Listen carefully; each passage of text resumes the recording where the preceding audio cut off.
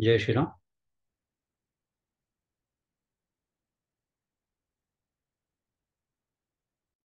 ओवी क्रमांक 95 आणि अध्याय 7वा, ज्ञानेश्वरी भावदर्शन पर्यंत आपला अभ्यास मागच्याला येऊन थांबला होता.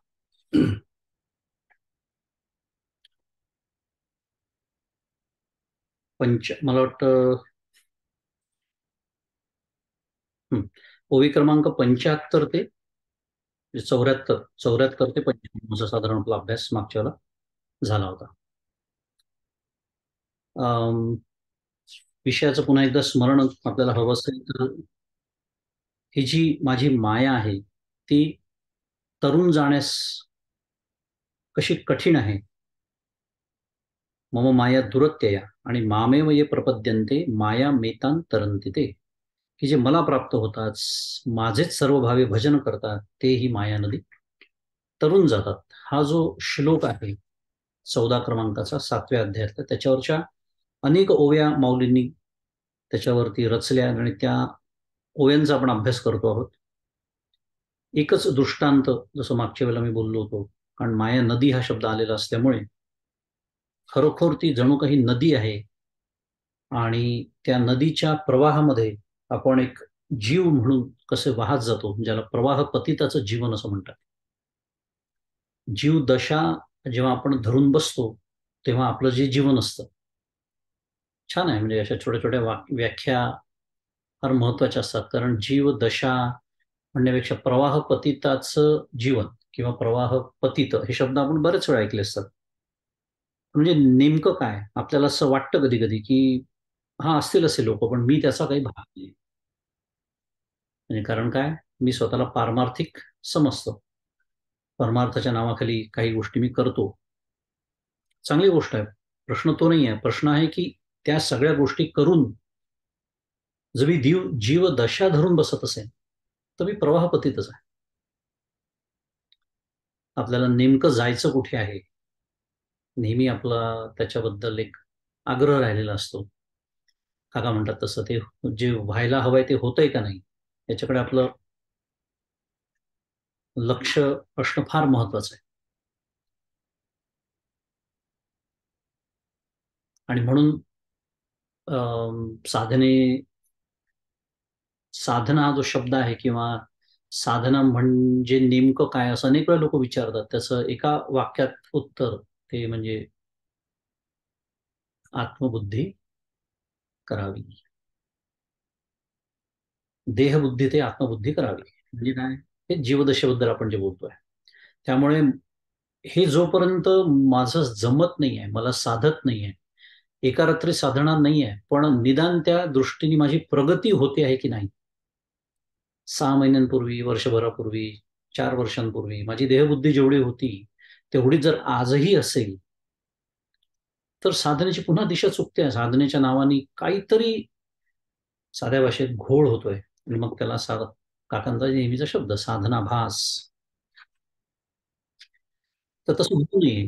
हे जे माया नदीचं जे सगळं वर्णन सुरू आहे त्याच्यामध्ये मी पतितासारखं वाहत जाऊ नये, हा आपला उद्देश आहे. आणि ती माया नदी किती भयंकर आहे हे सगळं वर्णन आपण गेले 2 वाचनं बघतो आहोत. अनेक ओव्या माऊलींनी त्याच्यावरती रचल्या आहेत. त्यातलं 74 क्रमांकाची पासून ते 95 पर्यंत आपण मागच्या वेळेला तो सगळा अभ्यास केला होता. माऊलींनी अतिशय सुंदर तो दृष्टांत खुलवत खुलवत त्या नदीचं वर्णन करत करत आपल्यासमोर सगळं त्याचे अनेक पैलू म्हणूया, की आपण कुठे कुठे गटांगळ्या खातो, का म्हणून बुडतो आपण. ही जी भवनदी आहे, माया नदी आहे, त्याच्यामध्ये आपण का बुडतो हे सगळं वर्णन करणार या ओव्या आपण बघतो आहोत. आणि त्याच्यातलं एक स्वयंबुद्धीच्या बाही रिगाले तयांची शुद्धीची नाही, एक जाणीवेचे डोही गर्वेची गिळले. मौलीने एक सुंदर 83 क्रमांकाची ओवी आहे, त्याच्यामध्ये एक आठवण करून दिलेली आहे. अनेक पद्धतीचं वर्णन आहे मी जसं म्हणालो, पण मुद्दाम एक आजच्या काय म्हणतात त्याला, उजळणीचा भाग म्हणून एक वानगी दाखल ज्याला म्हणतात, एक ओवी.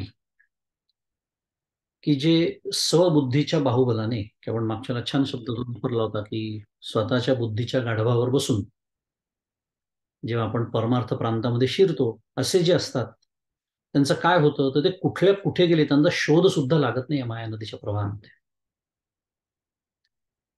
किंवा जे शास्त्र पंडित त्याच्या डोहात शिरलं त्यांना काय होतं, गर्वाने त्यांना गिळून टाकलेलं आहे. म्हणजे सांगण्याचा मुद्दा हा सुरू आहे, या नदीचं, त्यातल्या खोल डोहांचं, त्यातल्या विविध, त्या नदीला ज्या विविध धारा आहेत त्यांचं, त्या नदीत येणारी वादळ, हे जे सगळं एक रूपकात्मक वर्णन माऊली करते आहे, ते कशासाठी? तर आपल्याला त्याच्यात सापडायचं कसं नाही हे शिकण्यासाठी आपल्याला सगळं ऐकायचं. म्हणजे मी जर अजूनही कुठे, अजूनही माझा अहंकार इतका काम करत असेल की तो माझ्या बुद्धीच्या भरोश्यावर मी कुठेतरी हे क्षेत्र पादाक्रांत करीन, असं जर मला कुठेतरी वाटत असेल, तर अजूनही समजायचं की नाही, अजून शरणागतीची तयारी झालेली नाही. आणि शरणागतीशिवाय एक पाऊल पुढे चालत नाही. त्याला भक्तीच्या प्रांतात शरणागती असं म्हणतात, आणि ज्ञानाच्या प्रांतामध्ये त्याला, ते जे तत्वज्ञान आहे ते रुजणं असं म्हणतात. जाऊ दे, विषय पुन्हा दुसरीकडे जाईल. 5 भ्रांतींबद्दल बोलायचं झालं तर, पण त्या भ्रांतींना तोंड देण्याचे हे 2 मुख्य उपाय आपल्यासमोर आहेत. आणि शेवटी माऊली 92 ते 95 जिथपर्यंत आपण येऊन मागच्याला थांबतो, त्याच्यामध्ये दृष्टांत देताना म्हणते की स्वतःच्या सामर्थ्याने ही माया नदी तरून जाता येते. हे जे बोलणं आहे हे कशासारखं आहे? मौलिक दृष्टांत देते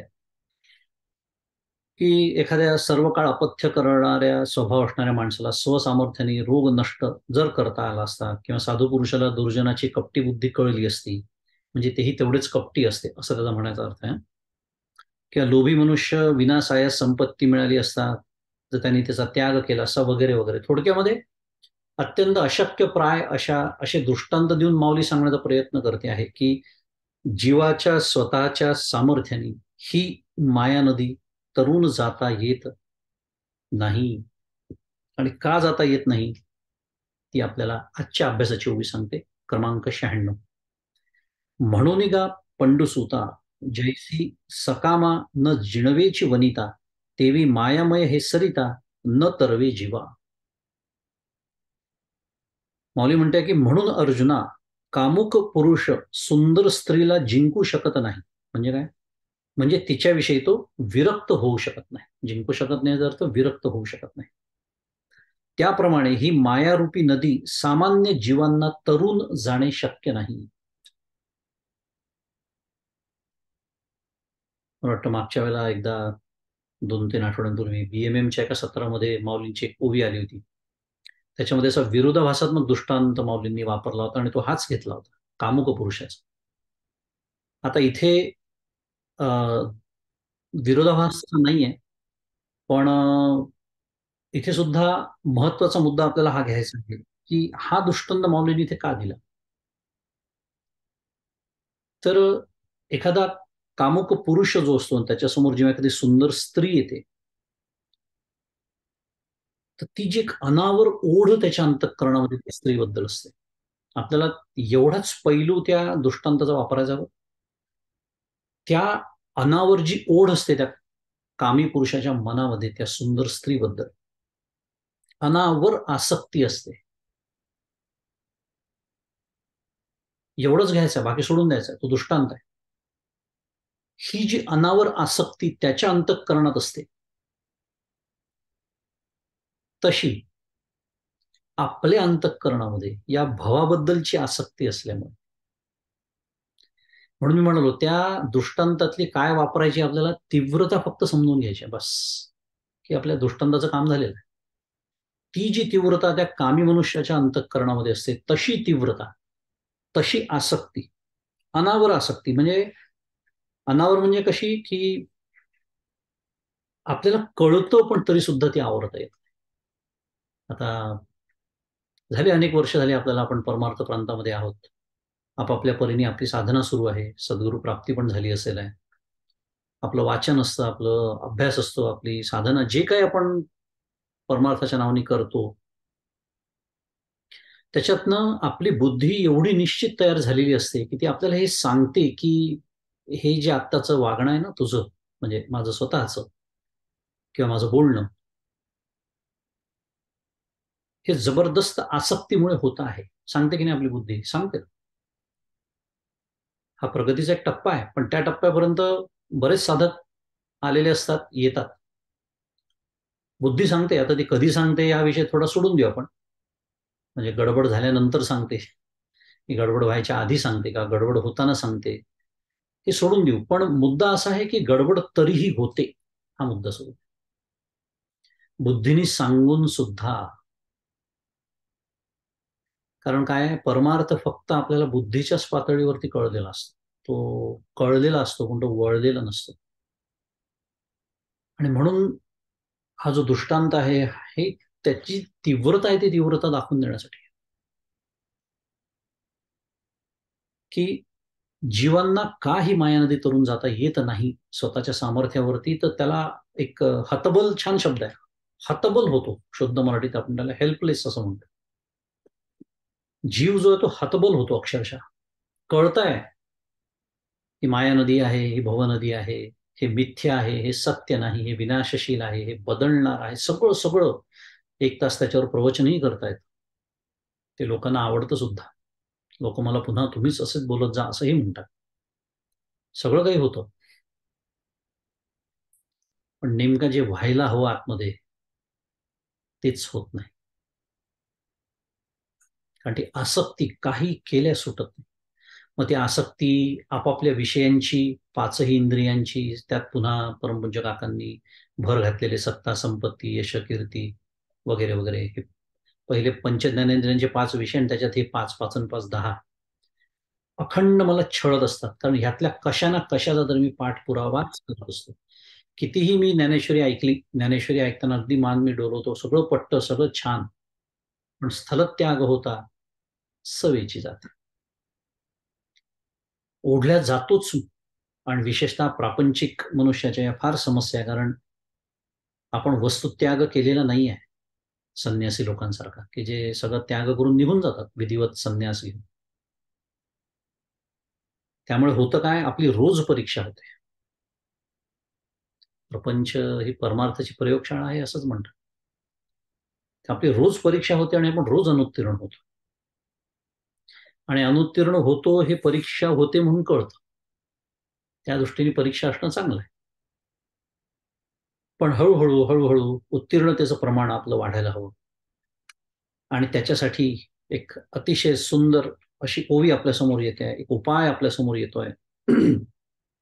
कारण तो उपाय भगवंतांनी या ज्या 14 क्रमांकाच्या श्लोकामध्ये सांगून ठेवला, काय की मामेव ये प्रपद्यन्ते माया मेतांतरंते. त्याच्यावर माऊली भाष्य करते की येथ एकची लीला तरली, जे सर्व भावे मज भजले, तया ऐलीच थडी सरले माया जळ. फार सुंदर होई आहे, फारच सुंदर होई आहे. म्हणजे अगदी साधनेचा सगळा गाभा साठवणारी अशी होई आहे. या माया नदी तरुण जाण्याच्या विषयात काही एक व्यक्तीच सहजगत्या तरुण गेल्या आहेत. कोणत्या? की जे काया वाचा मनाने मला भजले, भगवंत म्हणतात. अर्थ आहे ओवीचा, वाचतोय मी. ज्यांनी माझी भक्ती केली त्यांना माझ्या प्रसादाने ज्ञान होऊन त्यांच्याकरता अलीकडच्या काठीच माया जल संपून जाते. म्हणजे काय होतो, ज्ञानाने मायेचा अत्यंताभाव झाल्यानंतर ती तरुण जाण्यास शिल्लकच राहत नाही. काय माऊलींचं वैशिष्ट्य आहे पहा. इतक्या ओव्या खर्च केल्या कशासाठी? त्या माया नदीचं वर्णन करण्यासाठी, त्याची भयानकता वर्णन करण्यासाठी, ती तरुण जाणं किती कठीण आहे हे सांगण्यासाठी, विशेषतः स्वतःच्या बुद्धीच्या भरोशावर जे या प्रांतात शिरतात, त्या नदीत शिरतात, त्यांचं काय होतं वगैरे वगैरे. आणि इतकं सगळं झाल्यानंतर माऊली काय वर्णन करते, तया ऐलीच थडी सरले मायाजळ. कारण काय होतं, हे जी नदी आहे जसं ते नेहमीप्रमाणे स्वप्नाचा दृष्टांत तो फार कामात येतो आपल्या, की स्वप्नामध्ये मी नदीत बुडतोय, कल्पना करू आपण. फार प्रचंड महापूर आलाय, पडतं स्वप्न असं कधी कधी आपल्याला. आणि त्याच्यात मी गटांगळ्या खातोय, माझा जीव गुदमरतोय, मी वाचवा वाचवा म्हणून ओरडतोय, सगळं होतंय. आणि अचानक कोणीतरी मला हलवून जागा करते, अरे काय तू, काय ओरडाओरडी करतोय, काय झालं तुला? त्यांनी काय केलं वाचवण्यासाठी, कल्पना कर. छान दृष्टांत आहे खरं. त्यांनी काही होडी आणून दिली का आपल्याला? त्यांनी लाईफ जॅकेट आणून दिलं का शुद्ध? का त्यांनी पाण्यात उडी मारली आणि आपल्याला वाचवलं? काही नाही. त्यांनी फक्त जागं केलं आपल्याला आणि हे दाखवून दिलं की हे स्वप्न होतं. तसं जागं झाल्यानंतर त्या नदीचा जसा थांग पत्ता नसतो त्या स्वप्नातल्या नदीचा, तसं ज्ञान झाल्यानंतर काय होतं, या मायेचा अत्यंत अभाव. त्यामुळे अत्यंत अभाव याचा अर्थ काय? अत्यंत अभाव. त्याचा हे आहे बरं का, फोड आहे त्याची. आपल्याला माहिती आहे शास्त्रांनी 4 प्रकारचे अभाव सांगितलेले आहेत. एक प्रागभाव असतो, एक प्रध्वंस भाव असतो, एक अन्योन्य भाव असतो आणि एक अत्यंत भाव असतो. झाली सुरू वेदांताची कटकट. कटकट वाटते आपल्याला, कारण आपल्याला विचार करायला आवडत नाही म्हणून. पण किती सुंदर विचार शास्त्रकारांनी करून ठेवला आपण, की जर इथे अभाव शब्द आलेला आहे तर त्यांनी अत्यंत भाव शब्द का वापरला? कारण अभावाचे 4 प्रकार आहेत आणि त्यातला एक प्रकार त्याचा त्यांनी उल्लेख केला. पण शास्त्र जे असतं त्याची मांडणी अशी असते की जेव्हा एखाद्या विषयाचं सखोल सगळं विवेचन झालं पाहिजे. अभाव म्हटलं ना, मग किती पद्धतीचे शक्य आहेत त्या सगळ्याच विचार झाला पाहिजे, विवेचन झालं पाहिजे. तर पहिला आहे प्रागभाव, म्हणजे प्राक अभाव असा पदच्छेद आहे. आता प्राक अभाव याचा अर्थ, एखादी वस्तू, आता आपल्या डोळ्यासमोर अनेक वस्तू असतील, तुमच्या माझ्या डोळ्यासमोर आहे, किंवा आपल्या स्वतःचा देह समजूया. एक काळ असा होता की जेव्हा माझा देह या जगात नव्हता. बरोबर, आपल्या सगळ्यांच्याच बाबतीत ते सत्य आहे. मग तो देह जेव्हा जन्माला आला ज्या दिवशी, त्याच्या आदल्या दिवसापर्यंत आपला काय होता? प्राग भाव होता. प्राग भाव म्हणजे प्राक अभाव होता. कारण मुळात ती वस्तू निर्माणच व्हायची होती, ती उत्पन्न व्हायची होती, त्यामुळे तिचा अभाव होता. त्याला म्हणायचं प्रागभाव. हा अभाव होण्याचं एक कारण, एक प्रकारचा अभाव असंही म्हणू शकतो. दुसरं प्रध्वंस भाव. प्रध्वंस भाव म्हणजे आता वस्तू उत्पन्न झाली, निर्माण झाली, पण तिचा कधीतरी नाश होणार आहे. त्यामुळे नाश झाल्यानंतर ती वस्तू किंवा तो पदार्थ संपल्यानंतर जो तिचा अभाव असतो त्याला म्हणायचं प्रध्वंस अभाव. प्रध्वंस अधिक अभाव.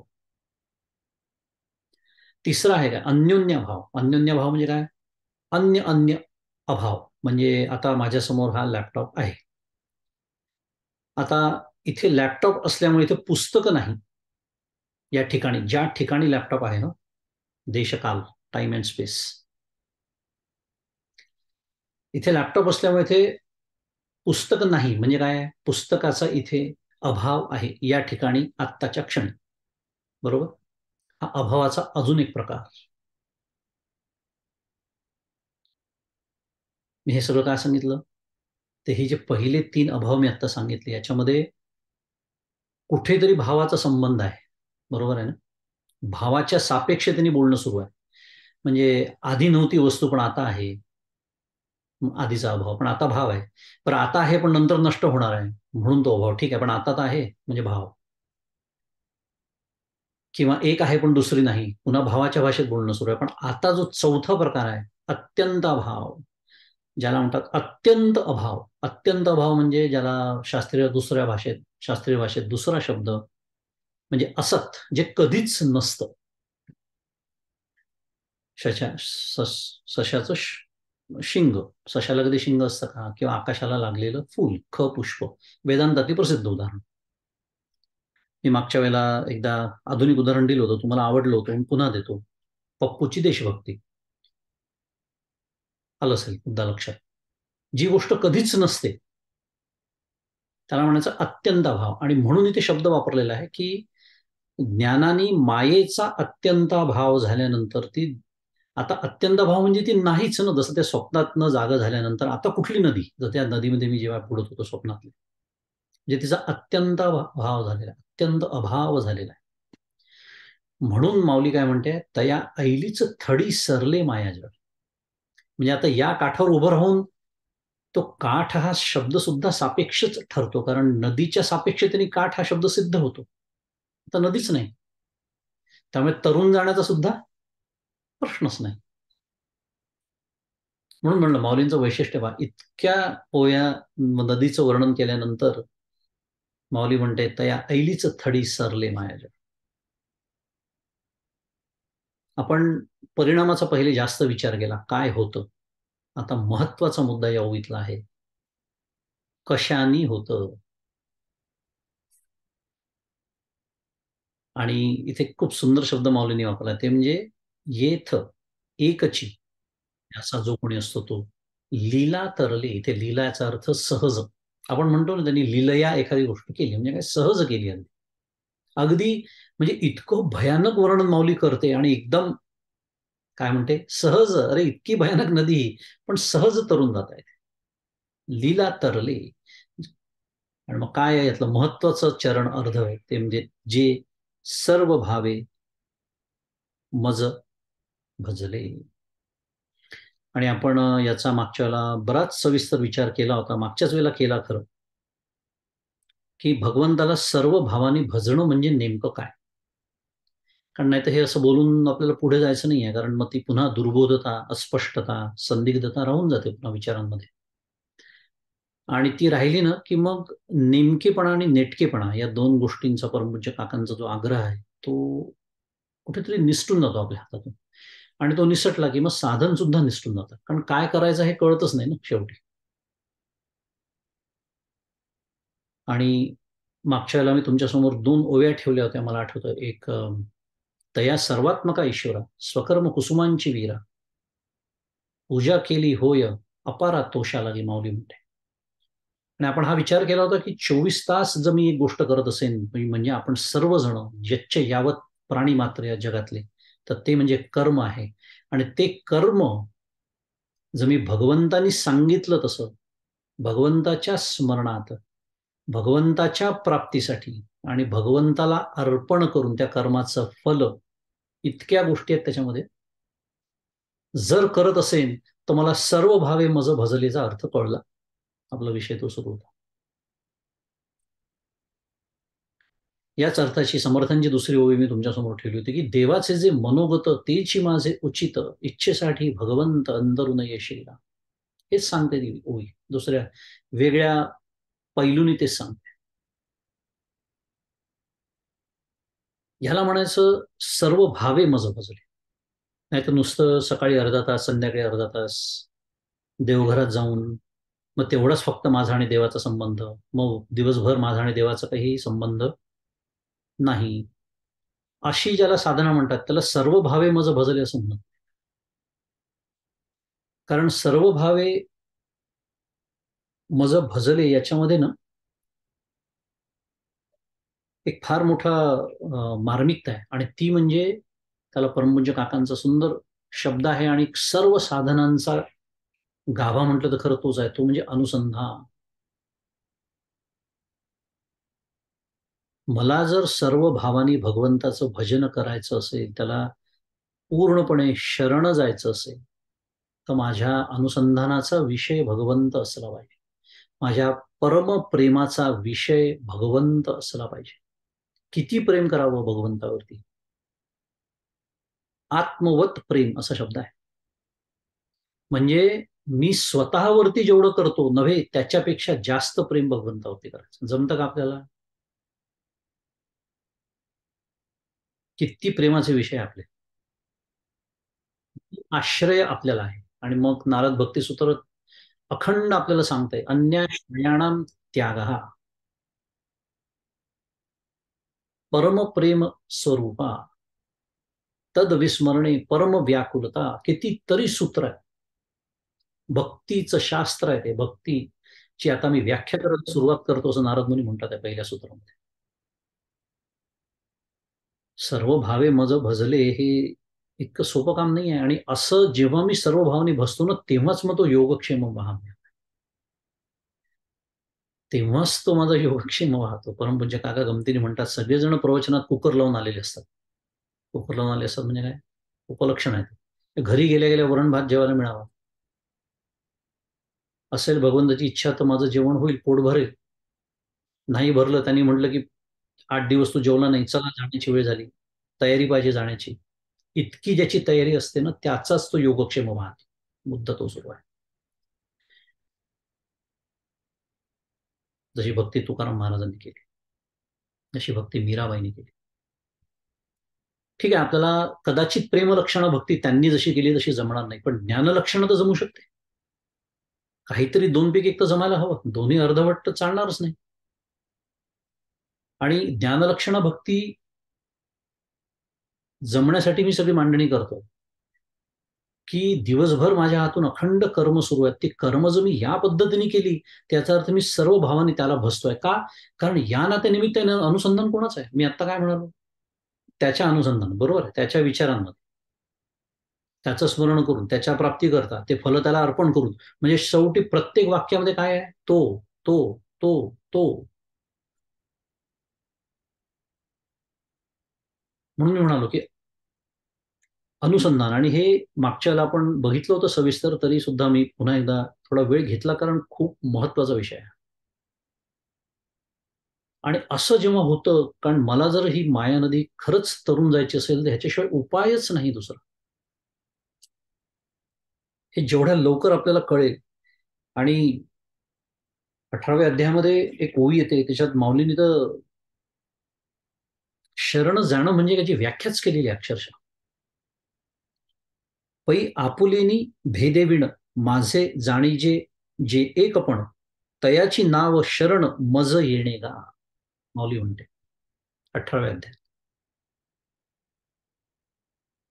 अर्थ असा आहे की 1398 क्रमांकाची ओवी आहे 18व्या अध्यायातली.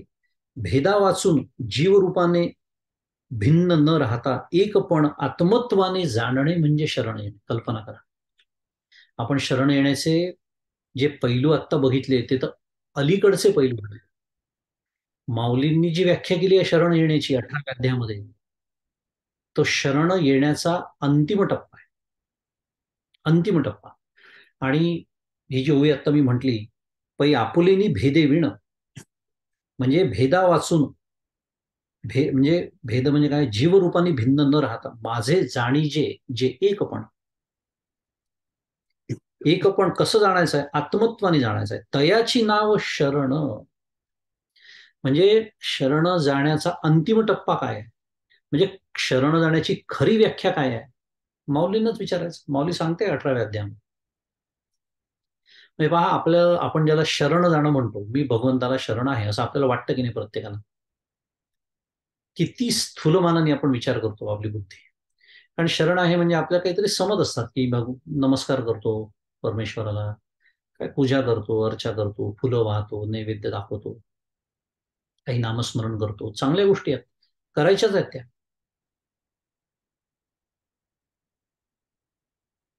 पण मी जेव्हा म्हणतो मी शरण आहे, तेव्हा माऊलींनाच पुन्हा विचारायचं. याच ओवीच्या पुढे माऊलींनी दृष्टांत पण दिलाय, सोनी पाणी या जैसा वगैरे, ते दृष्टांत सोडून देऊ. पण त्याच्या पुढच्या ओवीत माऊली असं म्हणते अर्जुनाला, जे मी मागच्याला पण बोललो होतो, की अरे तू मला शरण आला असं म्हणतो आणि माझ्याहून वेगळा राहतो, हे बोलण्याची तुला लाज कशी वाटत नाही? कल्पना करा. हे जेव्हा आपण नीट डोळस पद्धतीने अभ्यास करतो ज्ञानेश्वरीचा, तेव्हा हे बोलण्यास सुद्धा आपण धजावणार नाही की मी भगवंताला शरण.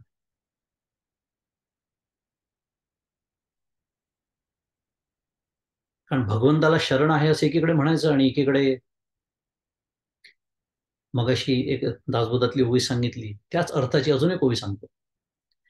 आपुल्या मनासारखे न घडे, तेणे गुणे निष्ठा मोडे, तरी गोष्टी सहजची आपणाकडे आली श्रीराम. समर्थ म्हणतात आपुल्या मनासारखे न घडे. समजायला सोपं मराठी आहे एकदम. तेने, तेने त्याने काय होतं? गुणे निष्ठा मोडे, भगवंतावरची निष्ठा माझ्या मनासारखं नाही घडलं.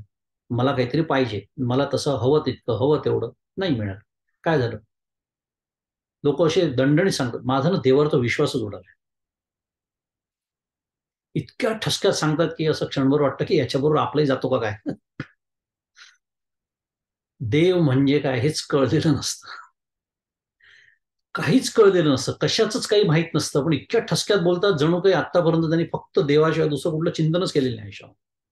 विशेषतः जेव्हा संकटाची मालिका सुरू होते ना, तेव्हा या गोष्टी जास्त ऐकायला मिळतात. आणि म्हणायचं मी बघ, कसं आपण त्याला आत्मवंचना म्हणतात. कारण ना परमार्थ कळलाय, ना देव नावाची संकल्पना कळली आहे, ना शरण जाणं कळलंय, ना कधी ज्ञानेश्वरी वाचली वाचली तर नुसतंच पारायण केलं, तर अभ्यास कधीच केला नाही. स्पष्ट व्याख्या दिली आहे शरण जाणं म्हणजे काय, आणि ही शरणागतीचा अंतिम टप्पा आहे की जिथे आता एक रूप बस. आणि हे न होता अर्जुना तू शरणागतीच्या गप्पा करतोस. द्वैतवाद्यांचा खरपूस समाचार घेतला माऊलींनी त्याच्यावर. आहेत संप्रदाय अमेरिकेत, विशेषतः फार मोठे मोठे संप्रदाय आहेत. जेव्हा आपण त्यांचं ते सगळं मल्टी मिलियन डॉलर एम्पायर, शुद्ध मराठी शब्द वापरून मुद्दाम, बघून जेव्हा आपले डोळे दिपून जातात ना, तेव्हा अशा ओव्या आठवल्या पाहिजे. कारण एकच साधा प्रश्न स्वतःला विचारायचा, ज्ञानेश्वर महाराज मोठे का मिलियन डॉलर मंदिर बांधणारे हे मोठे? नावं ठेवायची नाही आहेत. ते फार सुंदर भक्ती करतात भगवंताची, त्याबद्दल वादच नाही. पण ते जे द्वैत ठेवून भक्ती करतात, अनेकांच्या घरामध्ये मला दिसतं भगवद्गीता ॲज इज. तुम्ही नाव घेत नाही, पण एका फार मोठ्या संतांनी म्हटलंय ॲज इज नॉट. नॉट लावा. का? कारण द्वैती प्रतिपादन आहे सगळं त्याच्यामध्ये. आणि इथे माऊली सांगते, इकडे शरण आहे म्हणायचं भगवंताला आणि द्वैत ठेवायचं, बोलण्याची लाज कशी वाटेल. आमची जर माऊलींवरती श्रद्धा असेल, आम्हाला कळायला हवं की काय वाचायला हवं आणि काय वाचायला नको. भगवंतावरती श्रद्धा असेल, माऊलींवरती श्रद्धा असेल. असो, शरणागतीचा हा अंतिम टप्पा, ही खरी व्याख्या आहे शरणागती. अगदी जसं भक्ती शब्दाचं झालंय ना, तसं शरणागतीचं झालेलं आहे. आपण करतो उपासना, म्हणतो भक्ती त्याला, बस तसंच आहे. हरकत नाही, आपल्याला शिकत जायचंय पुढे. म्हणताना शरणागत आहे म्हटलं बिघडत नाही फारसं, पण मनामध्ये असावं की अजून मी माऊलींना हवा तसा मी शरण भगवंताला नक्की नाही. आणि ते होण्याचा हा मार्ग आहे जो आता आपण सगळं सविस्तर बघितला.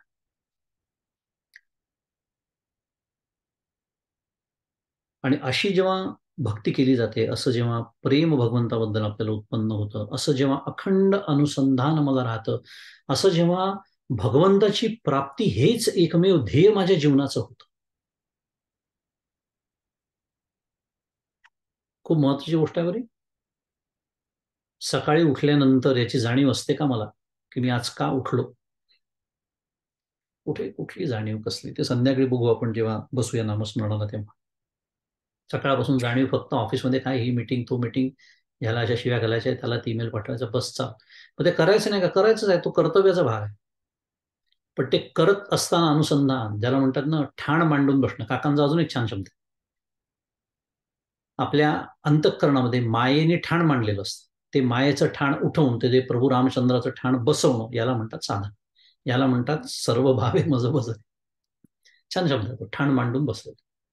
किंवा नादात, अखंड प्रपंचाच्या नादात, व्यक्ती, वस्तू, घटना, परिस्थिती, अनेक वेळा ऐकलंय आपण, विभाग, त्याचं वर्गीकरण, या चार मध्येच आपले विचार 24 तास फिरत असतात. भगवंताचा चुकून कुठे आला एखाद्या वेळेस, चुकून, हे आपण आपल्याला भाग्यवान समजतो. आज झालं बरं का मला भगवंताचं स्मरण एकदा. सर्व भावे मज भजले नाही जमणार आपल्याला, आणि ते जर जमलं नाही, तर माया नदी तरुण जाणं कठीण आहे. कठीण नव्हे, ते नाही जमलं तर अशक्यच आहे. ते जमलं तर शक्य आहे. कठीण आहे पण शक्य आहे, हे जमलं तर. आणि मग ठीक आहे, आपल्याला हेची देही हिची डोळा भोगमुक्तीचा सोहळा असा आग्रह नसेल, तर मग आपण त्याला म्हणतो की चालू द्या, मग नाही या जन्मी बहुनाम जन्मनाम ते ज्ञानवान माम प्रपद्य ते येणारच आहे पुढे या अध्यायातच. तसं नाही, आपल्यासमोर हे ध्येय ठेवलेलं आहे सद्गुरूंनी की हेची देही हेची डोळा भोगमुक्तीचा सोहळा. पुढे 98 क्रमांकाची ओवी.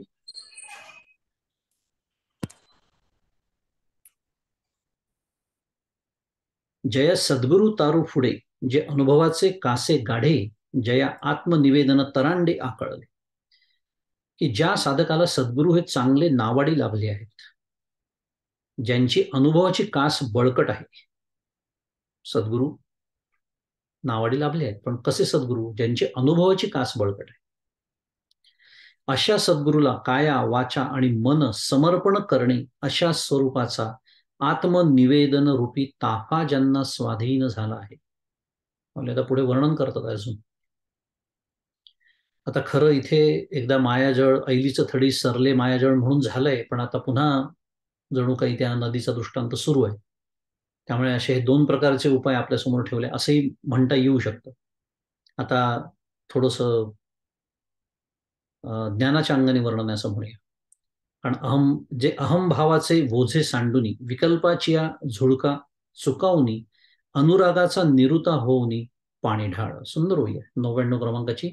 की ज्यांनी देहादिकांचे ठिकाणी असलेले मीपणाचे ओझे टाकून, स्त्री पुत्रादिकांचे ठिकाणी असलेल्या माझेपणाच्या भ्रमरूपी वाऱ्याच्या लहरी चुकवून आणि गुरुप्रेमाच्या पाण्याचा उतार वस्तुस्थितीने होऊन. फार सुंदर होईल. जे अहमभावाचे ओझे सांडुनी आणि विकल्पाची या झुळका चुकवणे. कोणता विकल्प? माझ्याचा. अहमभाव म्हणजे मी, त्यातनं निर्माण होणारे विकल्प म्हणजे माझे, मी आणि माझे. ऐसी आठवण विसरले जयाचे अंतःकरण, तोची संन्यासी जाण निरंतर. माऊली. ह्या सगळ्या मार्मिकता असतात साधनेच्या, तुम्हाला सांग. आणि ह्या आपल्या सातत्याने हातातून निसटतात आणि तरी आपण समजतो माझं साधन सुरूच आहे. आणि मग लोक विचारतात का हो झाले, हो 5 वर्ष झाली, 10 वर्ष झाली, आम्ही आहोत, आमचं सुरू आहे, पण का हो काहीच कसं होत नाही? कसं होणार? जे महत्वाचं आहे तेच निसटतंय हातातून. आणि मग फक्त 5 वर्ष 10 वर्ष हा फक्त काळ मोजला जातो.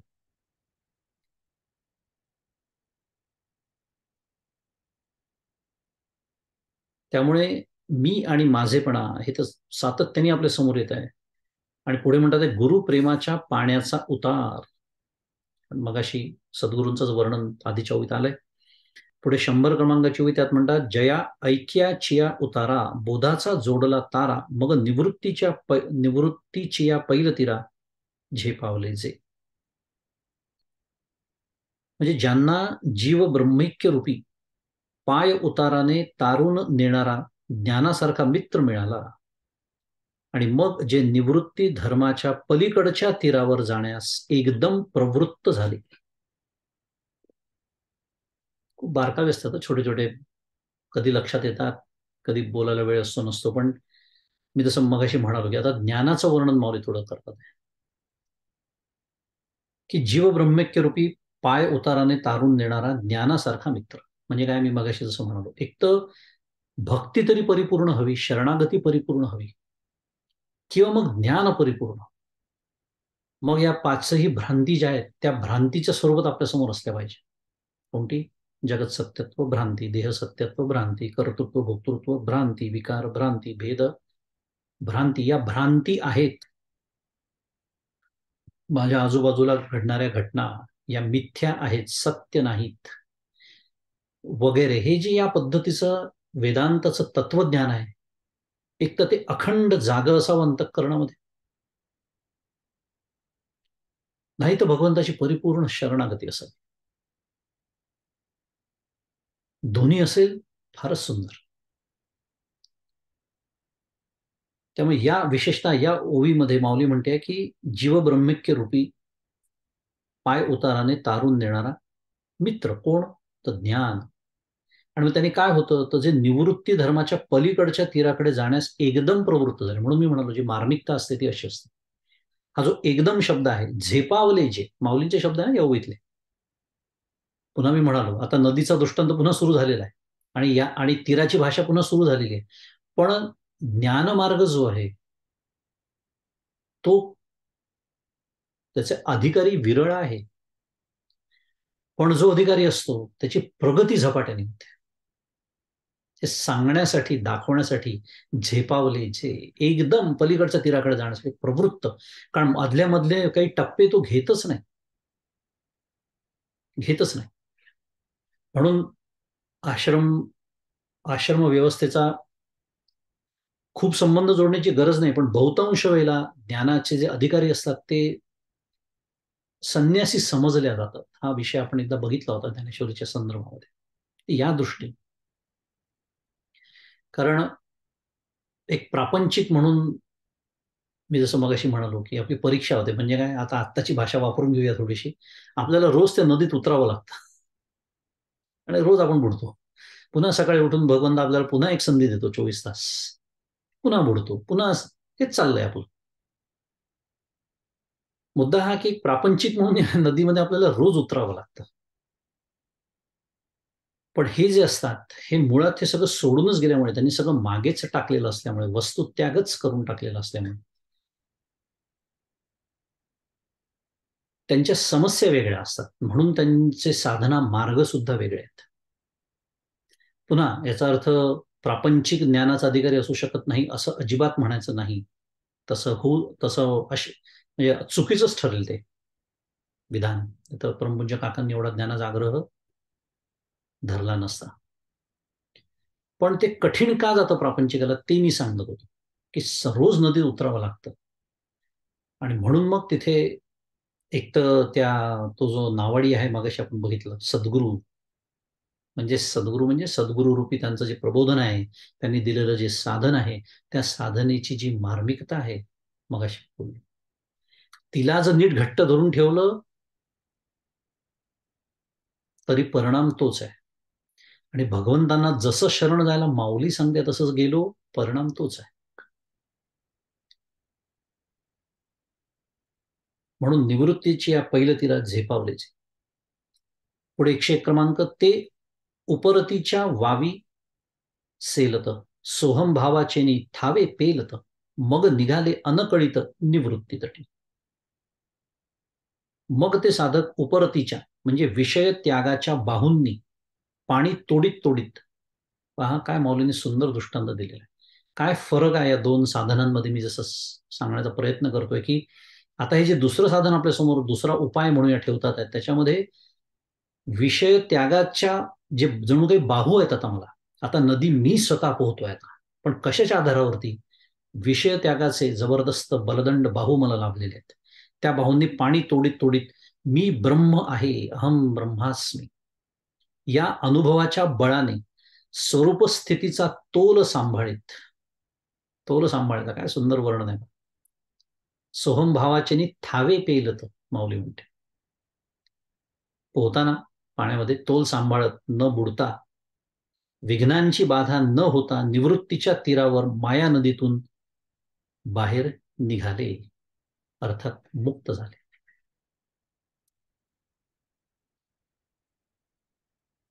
इथे ज्ञानाचा प्रांत, ज्ञानाचं सगळं वर्णन, आणि हेच ज्ञान भगवंताला शरण गेल्यानंतर भगवंत देतात. कारण ज्ञानप्राप्तीशिवाय उपायच नाही, ज्ञानाशिवाय मोक्ष नाही, हा तर सिद्धांतच आहे भगवद्गीतेचा. पण असं म्हणूया की ज्ञानप्राप्तीचे दोन ढोबळ मार्ग आपल्यासमोर ठेवलेत. आणि मग पुढे माऊली म्हणते 102 क्रमांकाच्या ओवीत की येणे उपाये मज भजले, ते हे माझी माया तरले, परी ऐसे भक्त विपाईले बहुवस नाही. अशा उपायाने जे लोक माझी भक्ती करतात तेही माझी माया करून जातात. तेही मध्ये झालाय की हा दुसरा उपाय एक साधारण. परंतु असे भक्त थोडे असतात, पुष्कळ असतात. का? मग अशी मी म्हणालो तसं ज्ञानाचे अधिकारी कमी असतात. आणि हे ऐकलं की पहिले माझा अहंकार उफळून येतो. मी माझ्याबद्दल बोलतोय, स्वतःबद्दल सांगितलेलं एकदम शुद्ध मराठीत सेफ असतं, सुरक्षित. ज्ञानाचे अधिकारी थोडे म्हटलं की पहिले माझा अहंकार, अच्छा तुम्हाला काय म्हणायचं, आम्ही बसत नाही का त्या गटामध्ये? हे वाटणं म्हणजेच त्या गटात न बसणं. काय सांगावं, इतकी सूक्ष्मता आहे त्याच्यामध्ये, इतकी सूक्ष्मता आहे. म्हणून तर ज्ञानाचे अधिकारी विरळ आहेत. एक या सूक्ष्मतेवरनं आठवली एक गोष्ट, कथा आपल्या बरेच दिवस झाले कथा नाही आलेली आहे, कथा यायला पाहिजे. कथा सांगतो आज. पण म्हणजे मंदादेवी पुन्हा कथा म्हटलं की मंदाते काही विषयच नाही त्या बाबतीत. मंदादेवी सांगितलेली आणि या संदर्भात सांगितलेली आहे, त्यामुळे छानच कथा आहे. सूक्ष्मतेवरनं मला आठवली की किती सूक्ष्म असतं. शुकदेवांची कथा आहे. शुकदेव आपल्याला माहिती आहे,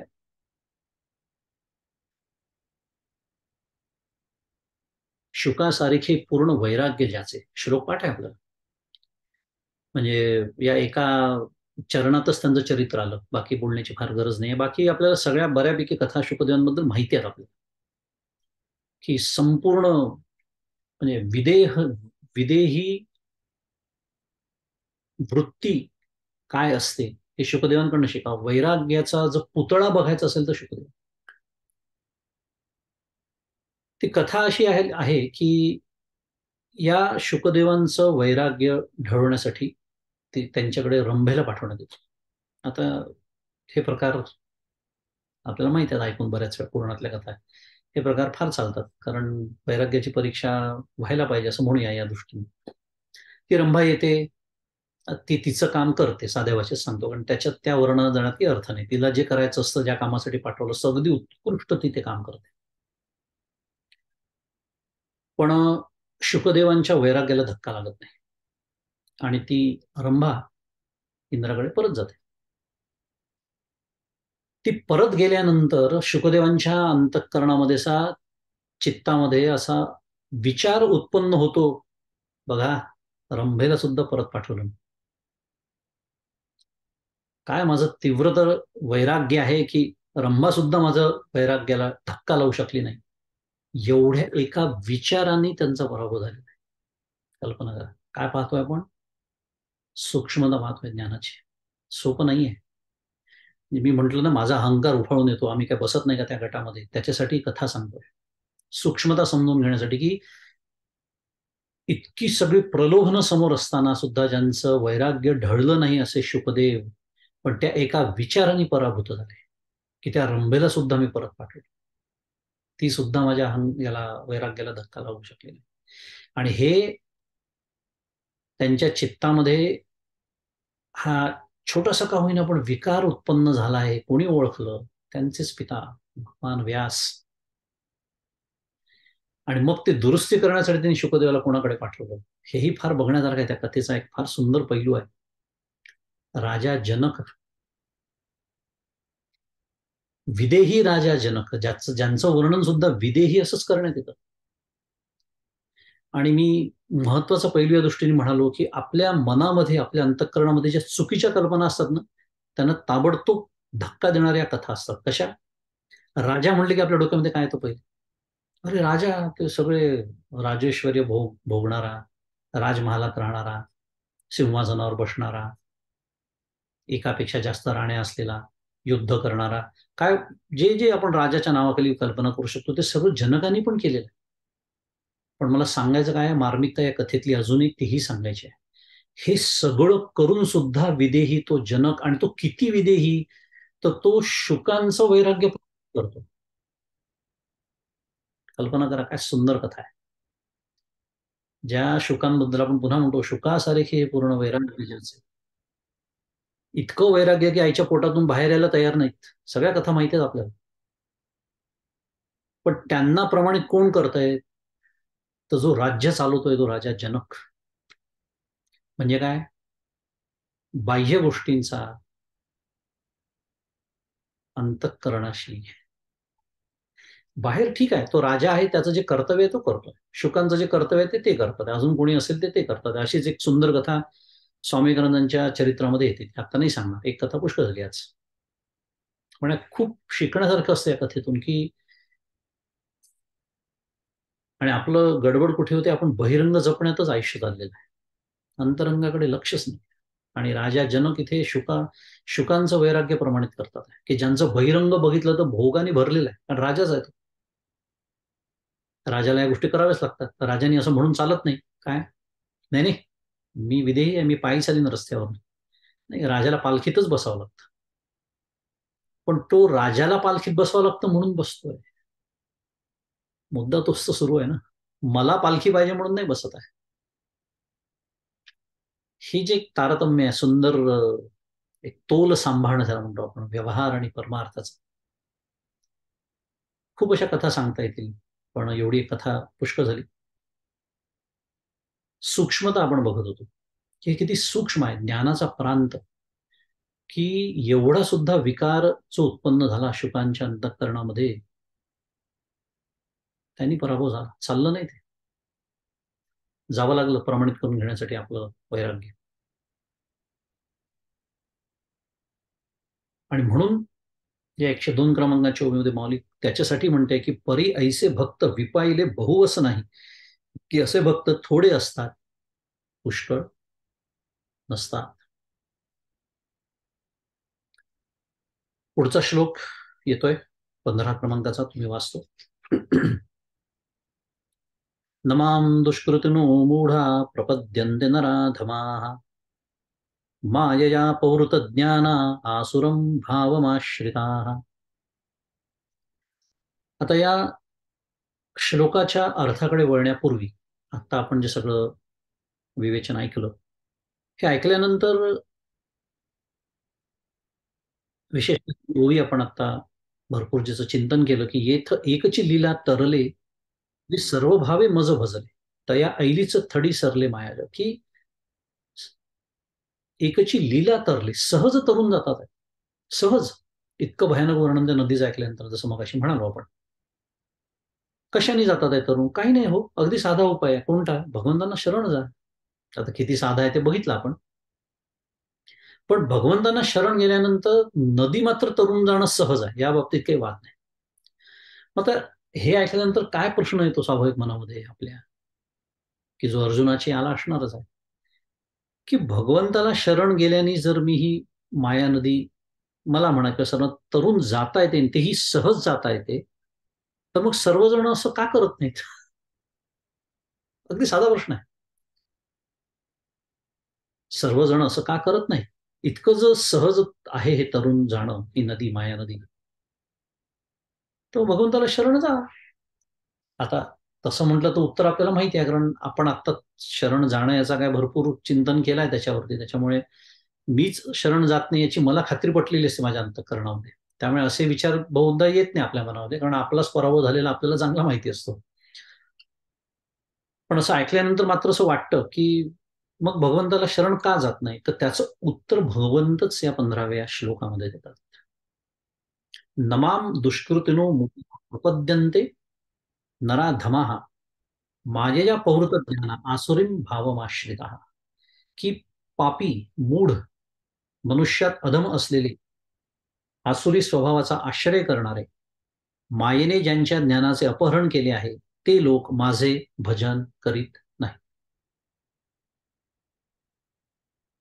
कोणत्या प्रकारचे लोक माझे भजन करत नाहीत याची एक यादी भगवंतांनी सादर केलेली आहे. न माम दुष्कृतिनो मूढा प्रपद्यन्ते नराधमा, त्याचा पदच्छेद आहे मायया अपौरुत ज्ञान आसुरीम भावम आश्रिता, हा त्याचा पदच्छेद आहे. पदच्छेदाप्रमाणे अर्थ लावून घेऊया, अन्वय लावून घेऊया. पहिला शब्द आलाय पापी. पापी म्हणजे दुष्कृती. इथे शब्द आलाय की नाही, दुष्कृती. दुष्कृतीनो म्हणजे पापी. मूढ हा म्हणजे मूढ. नराधम म्हणजे मनुष्यात अधम असलेले, नराधम. आणि आसुरीम भावम आश्रिता म्हणजे आसुरी स्वभावाचा आश्रय करणारे, आसुरीम भावम आश्रिता. आणि पुढे मायया अपवृत ज्ञान म्हणजे मायेने ज्यांच्या ज्ञानाचे अपहरण झाले आहे किंवा केले आहे, ते लोक माझे भजन करीत नाही. प्रपद्यन्ते न न माम प्रपद्यन्ते, हा झाला त्याचा अन्वय. नराधम असा शब्द आलेला आहे. नराधम शब्द बऱ्याच वेळा व्यवहारातही वापरला जातो. नराणामध्ये अधमा, आचार्यांनी केलेली त्याची व्याख्या आहे. नराधमातच, त्या शब्दातच आहे खरं.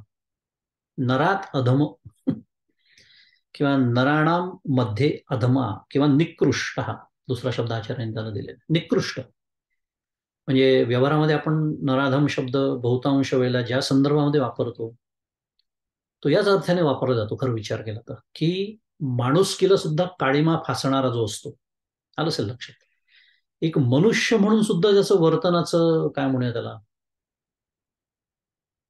समर्थन होऊ शकत नाही, संतत्व तर सोडूनच द्या, असा नराधम, त्याला नराधम म्हणतो आपण व्यवहारात. त्याचा जो आशय आहे तो हा आहे की नरांमधला अधम अत्यंत निकृष्ट असा जो आहे,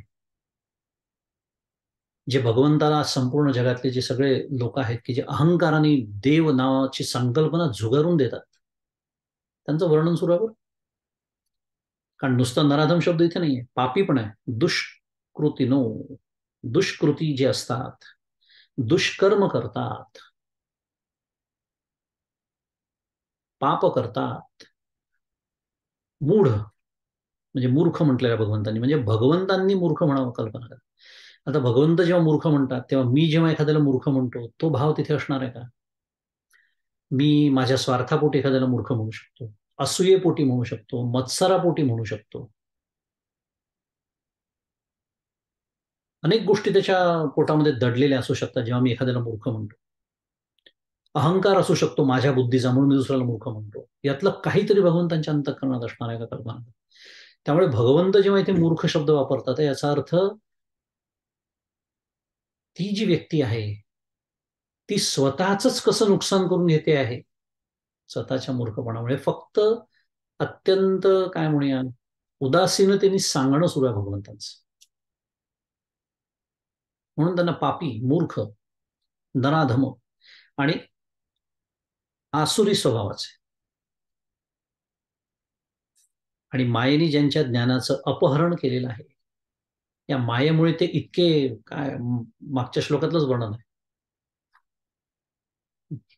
की ते तीन गुणांची ही जी माया आहे त्याने काय होतं, मोहितम नाभी जानाती मामेभ्य परमभ्य, मोहित झालेले आहेत आणि म्हणून देव नावाची संकल्पना झुगारून देतात. स्वतःला नास्तिक म्हणवण्यामध्ये त्यांना फार अभिमान वाटतो. माझ्या बुद्धीला जे पटेल, कळेल, समजेल तेवढंच स्वीकारण्यामध्ये त्यांना धन्यता वाटते. त्याचं कारण आहे की जी बुद्धी, ज्या बुद्धीच्या बळावरती हे जे उड्या मारतात ती बुद्धी सुद्धा त्याच तीन गुणांची बनलेली आहे. मागच्याला आपण बोललो तो ती मार्मिकता, हे लक्षातच येत नाही. आणि म्हणून या तीन गुणांच्या पलीकडे, या तीन गुणांनी बनलेले संपूर्ण जग आणि या जगाचा अर्थ लावणारी माझी बुद्धी की जी सुद्धा त्याच तीन गुणांची आहे, ती कसा अर्थ लावू शकेल? आपण मागच्याला दृष्टांत पाहिला होता की गर्भाशयामध्ये असलेलं जे बाळ आहे त्याला आईचं ज्ञान कसं होऊ शकेल? त्याच्यासाठी या तीन गुणांच्या पलीकडे असलेलं जे तत्व आहे त्याला सुरुवातीला श्रद्धेनीच तुम्हाला शरण जाणं भाग आहे. कारण तिथे श्रद्धाच आहे, जोपर्यंत अनुभव नाही तोपर्यंत श्रद्धा. आणि श्रद्धा ही अंधच असते, आपण तोही विचार केलाय बऱ्याच वेळा. अनुभव येस तर श्रद्धा, मग स्वतःचा अनुभव आला की श्रद्धेचं काम कमी होतं, मागे पडते श्रद्धा, मग स्वतःच्या अनुभवावर आधारलेला श्रद्धेचा विकास होतो. तो एक फार सुंदर विषय आहे दुसरा. पण मुद्दा असा की मायेने त्यांच्या ज्ञानाचं अपहरण ह्या पद्धतीने केलेलं असतं आणि अशा लोकांना असुर म्हणतात आहे भगवंत. आता असुर इथे व्याख्या अशी दिलेली नाही आहे. आसुरमची व्याख्या आचार्यांनी केलेली अशी आहे की हिंसा नृतादी लक्षणम आश्रित. हिंसा, हिंसा आपल्याला शब्द माहिती आहे. हिंसा नृतादी, अनृतादी म्हणजे खोटं बोलणं, खोटा व्यवहार करणं, हे जे सगळे लक्षणं ज्याच्या अंतःकरणात आश्रयाला आलेली आहेत त्याला असुर म्हटलेलं आहे. बरं, या भावना किंवा हे भाव त्याच्या अंतःकरणात आश्रयाला का येतात असा जर विचार केला, तो हिंसा करायला प्रवृत्त का होतो विनाकारण? तो खोटं का बोलतो? तो दुसऱ्याला का फसवतो? तो लोभी का असतो? तो दांभिक का असतो? वगैरे वगैरे. तर तो हे सत्य मानतो, बरोबर. मग अशी ज्या पाच भ्रांती आठवा: देह सत्यत्व भ्रांती, जगत सत्यत्व भ्रांती, कर्तृत्व भोक्तृत्व भ्रांती जबरदस्त असतात त्याच्या अंतःकरणामध्ये. म्हणजे तो काय या देहामध्ये रमलेला असतो, रमतो. असुषु रमते इति असुर, अशी त्याची व्याख्या. हे सगळं काय सांगितलं? याच्याकरता की रामायण महाभारत आपण पूर्वीच्या काळी टीव्हीवर पाहिला आहे, तेव्हाच्या ज्या आपल्या कल्पना होत्या त्या आता मागे पडायला हव्या. काका जसं म्हणतात, बालक मंदिरामध्ये तो मुलगा जातो शाळेमध्ये, तेव्हा त्याच्या दप्तरात काय असतं? एकदा गमतीने काकांनी प्रवचनात फार सुंदर दृष्टांत दिले. काय असतं हो त्याच्या दप्तरामध्ये? पुस्तक, पाटी, पेन्सिल, खोडरबर, काहीच नसतं. मग काय असतं? तो बालक मंदिरात जेव्हा जातो मुलगा, एक खाण्याचा डबा, काका म्हणतात पाणी पिण्यासाठी ती वॉटर बॅग, आणि एक चड्डी. चड्डी कशासाठी? भलताच प्रसंग आला तर असावं. काका गमतीने म्हणतात यातला एक घटक तरी निदान कमी व्हावा. कोणता? तो शेवटचा जो सांगितलेला चड्डीचा. हे मुलाचं दृष्टांत सुरू आहे, हे आपल्या परमार्थाचं बोलणं सुरू आहे. म्हणजे काय सांगतोय मी, मला हे सगळं आत्ता आठवलं. असुर म्हटल्यानंतर जर मला ते दोन शिंगवालेच अजूनही आठवत असते, रामायण महाभारतात पाहिलेले, टीव्हीवरती दाखवलेले, तर माझी बुद्धी तपासून पाहायला हवी आहे. कारण मग याचा अर्थ माझा धड नीट अभ्यास ना भगवद्गीतेचा आहे ना ज्ञानेश्वरीचा आहे. कारण असुषु रमते इति असुर, अशी जर व्याख्या असेल की जो या देहामध्ये, हा देह सत्य आहे म्हणून रमतो, असू याचा अर्थ इंद्रिय असा होतो पाहिजे, त्याला असुर म्हटलंय. आता कल्पना करा, ही व्याख्या ऐकल्यानंतर चपापल्यासारखं होतं की नाही आपल्याला? कुठेतरी असं वाटतं, अरे कमी अधिक प्रमाणात मिस्त बसतो की या व्याख्येमध्ये. कशाला असुर असुर म्हणून दुसऱ्याला हिणवायचं? मी जर या देहामध्ये रमत असेन, रंगत असेन, या देहाला सत्य समजत असेन, तर ज्या प्रमाणात मी रंगतो आहे त्या प्रमाणात मी असुरच आहे. आणि व्याख्या कोणी केलेली आहे? कोणी आपल्यापैकी कोणी केलेली नाही, भगवंतांची व्याख्या आहे, आपल्या समोर आहे. आणि असं जेव्हा आपण असुषु रमते या व्याख्येमध्ये बसतो, तेव्हा मग या इतर सर्व गोष्टींना जन्म मिळतो. इतर गोष्टी त्याच्यातून निर्माण होतात. कोणत्या? ज्या मी आत्ता बोललो सगळ्या. पापी, पाप करण्याची प्रवृत्ती, मूढ म्हणजे मूर्खपणा, बुद्धिमांद्य, नराधम, पुन्हा ते पापीमध्ये झालं. अशा गोष्टी, असे कर्म करायला मी प्रवृत्त होतो की त्या नराधम नावाच्या व्याख्येमध्ये मी नकळत जाऊन बसतो. आणि मग या सगळ्यामुळे काय, कशामुळे हे पुन्हा सगळं? मोहित झालेलो आहे. मायेने काय केलेलं आहे? माझ्या ज्ञानाचं अपहरण केलेलं आहे. आणि त्याच्यामुळे सगळ्या गोष्टी घडतात. काय विषय सुरू होता? भगवंतांना शरण का जात नाही, हा विषय आपला सुरू होता. आणि त्याच्यासाठी आपण यादी बघितली. आता इथे 15 क्रमांकाचा श्लोक मी वाचला. 15 म्हणजे गीता दीपस्तंभ मध्ये 3 श्लोकांचा गट परमपूज्य काकांनी केला आहे. 13, 14, 15. त्यामुळे आपल्याला ओव्यांच्या अभ्यासाकडे वळण्याच्या आधी आपल्याला गीता दीपस्तंभकडे वळावं लागेल. या 3 आधीच्या 2 आणि हा तिसरा, या 3 श्लोकांचा अर्थ बघायला हवा. परमपूज्य काकांचा त्याच्यावरचं नेहमीप्रमाणे साधकांसाठी अतिशय साधनाभिमुख असं जे एक विवेचन परमपूज्य काका नेहमी करतात, ते बघायला हवं. म्हणजे मग आपल्याला त्याचा गाभा कळेल. आणि मग आपण ज्ञानेश्वरीच्या ओव्यांकडे वळू शकतो. पण आज आपली वेळ झालेली असल्यामुळे आपण पुढच्या वाचनामध्ये गीता दीपस्तंभपासून या 15व्या श्लोकापासूनच्या अभ्यासाला पुढे सुरुवात करूया. आणि आजचं हे जे चिंतन पुष्प आहे ते सद्गुरूंच्या चरणी अर्पण करू आणि आजच्या चिंतनाला विराम देऊ. श्री सद्गुरुनाथ महाराज की जय. जय जय रघुवीर समर्थ.